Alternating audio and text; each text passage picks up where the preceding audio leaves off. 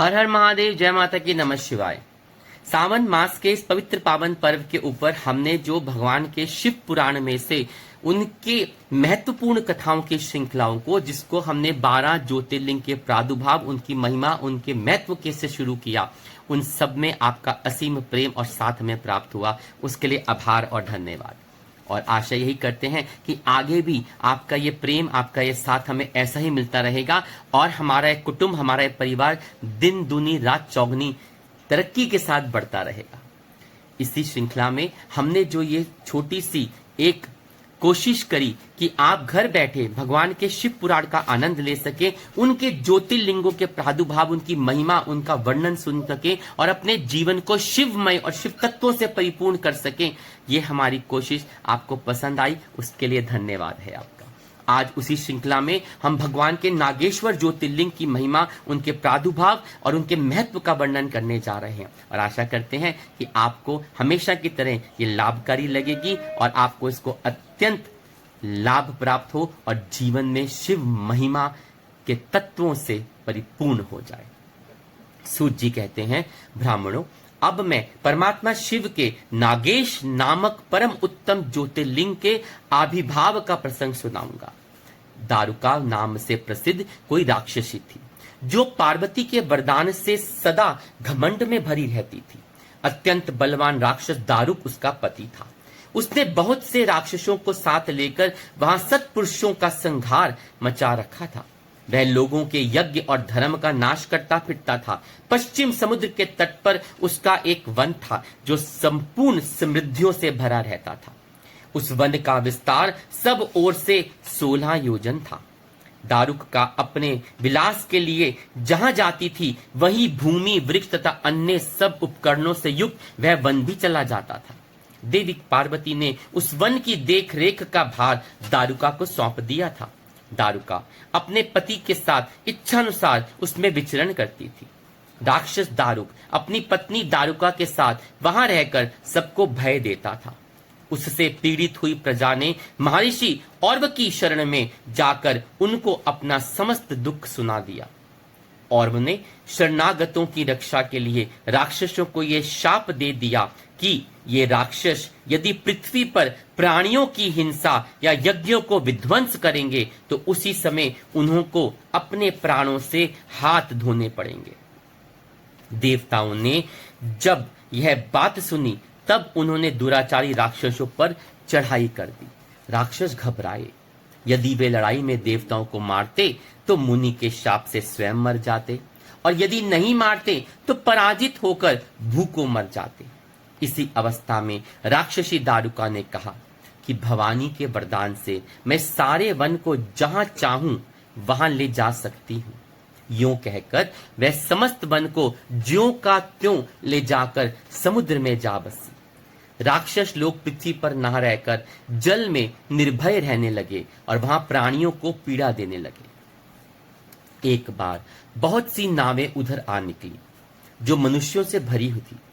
राक्षसों ने उन पे बैठे हुए सब लोगों को पकड़ लिया और बेड़ियों से बांधकर कारागार में डाल दिया। वे उन्हें बारंबार धमकियां देने लगे। उनमें सुप्रिय नाम से प्रसिद्ध एक वैश्य था जो उस दल का सरदार था। वह बड़ा सदाचारी, भस्म रुद्राक्षधारी तथा भगवान शिव का परम भक्त था। सुप्रिय शिव की पूजा किए बिना भोजन तक नहीं ग्रहण करता था। वह स्वयं को शंकर का पूजन करता ही था। बहुत से अपने साथियों को भी उसने शिव की पूजा सिखा के उसमें संलग्न कर दिया था। फिर सब लोग नमः शिवाय मंत्र का जप और शंकर जी का ध्यान करने लगे। सुप्रिय को भगवान शिव का दर्शन भी होता था। दारुक राक्षस को जब इस बात का पता लगा तब उसने आकर सुप्रिय को धमकाया। उसने उसके साथियों राक्षस सुप्रिय को मारने के लिए दौड़े। उन राक्षसों को आया देख सुप्रिय ने अपने नेत्र भय से कातर हो गए, बंद कर लिए। वह बड़े प्रेम से शिव का चिंतन और उनके नामों का जप करने लगा और शिव के ध्यान में संलग्न हो गया। वैश्यपति ने कहा, देवेश्वर शंकर, मेरी रक्षा कीजिए। कल्याणकारी त्रिलोकीनाथ, दुष्ट हंता भक्तवत्सल शिव, हमें इस दुष्ट से बचाइए। देव, अब आप ही मेरे सर्वस्व हैं। प्रभु, मैं आपका हूँ, आपके अधीन हूँ और आप सदा मेरे जीवन एवं प्राण हैं, मेरी रक्षा कीजिए। सूत जी कहते हैं, सुप्रिय के इस प्रकार प्रार्थना करने पर भगवान शंकर एक विवर से निकल पड़े। उनके साथ ही 4 दरवाजों का एक उत्तम मंदिर भी प्रकट हो गया। उसके मध्य भाग में अद्भुत ज्योतिर्मय शिवलिंग प्रकाशित हो रहा था।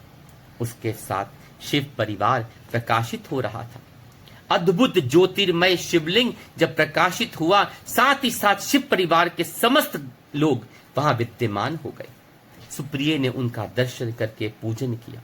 पूजित होकर भगवान शंभु ने प्रसन्न हो स्वयं पाशुपत्य अस्त्र लेकर प्रधान राक्षसों और उनके सारे उपकरणों तथा सेवकों को भी तत्काल ही नष्ट कर दिया और उस दुष्ट हंता शंकर ने अपने भक्त सुप्रिय की रक्षा करी। बोले शंकर भगवान की जय।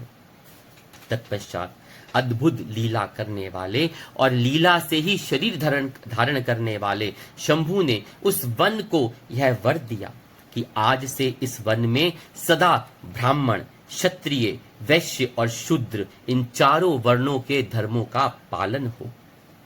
वहां श्रेष्ठ मुनि निवास करें और तमोगुणी राक्षस इनसे कभी ना रहे। शिव धर्म के उपदेशक, प्रचारक और प्रवर्तक लोग इसमें निवास करें। सूत जी कहते हैं, इसी समय राक्षसी दारुका ने दीन चित्त से देवी पार्वती की स्तुति करी। देवी पार्वती प्रसन्न हो गई और बोली, बताओ तेरा क्या कार्य करूं। उसने कहा, मेरे वंश की रक्षा कीजिए देवी। देवी बोली, मैं सच कहती हूं, तेरे कुल की रक्षा करूंगी। ऐसा कहकर देवी भगवान शिव से बोली, नाथ, आपकी यह बात युग के अंत में सच होगी, तब तक तामसी सृष्टि भी रहे, ऐसा मेरा विचार है। मैं भी आपकी ही हूं और आपके ही आश्रय में रहती हूं, अतः मेरी बात को भी प्रमाणित सत्य कीजिए। यह राक्षसी दारुका देवी है, मेरी ही शक्ति है और राक्षसियों में बलिष्ठ है, अतः यही राक्षसों के राज्य का शासन करे। ये राक्षस पत्नियां जिन पुत्रों को पैदा करेंगी वे सब मिलकर इस वन में निवास करें, ऐसी मेरी इच्छा है। शिव बोले, प्रिय, यदि तुम ऐसी बात कहती हो तो मेरा यह वचन सुनो। मैं भक्तों का पालन करने के लिए प्रसन्नता पूर्वक इस वन में रहूंगा। जो पुरुष यहाँ वर्ण धर्म के पालन में तत्पर होकर प्रेम पूर्वक मेरा दर्शन करेगा वह चक्रवर्ती राजा होगा। कलयुग के अंत और सतयुग के आरंभ में महासेन का पुत्र वीरसेन राजाओं का भी राजा होगा। वह मेरा भक्त और अत्यंत पराक्रमी होगा और यहाँ आकर मेरा दर्शन करेगा। दर्शन करते ही वह चक्रवर्ती सम्राट हो जाएगा। सूत जी कहते हैं, ब्राह्मणों, इस प्रकार बड़ी बड़ी लीलाएं करने वाले वे दंपत्ति परस्पर हास्य युक्त वार्तालाप करके स्वयं वहां स्थित हो गए। ज्योतिर्लिंग स्वरूप महादेव जी वहां नागेश्वर कहलाए और शिवा देवी नागेश्वरी के नाम से विख्यात हुई। वे दोनों ही सत्पुरुषों को प्रिय है। इस प्रकार ज्योतियों के स्वामी नागेश्वर नामक महादेव जी ज्योतिर्लिंग में प्रकट हो गए। वे तीनों लोकों की संपूर्ण कामनाओं को सदा पूर्ण करने वाले हैं।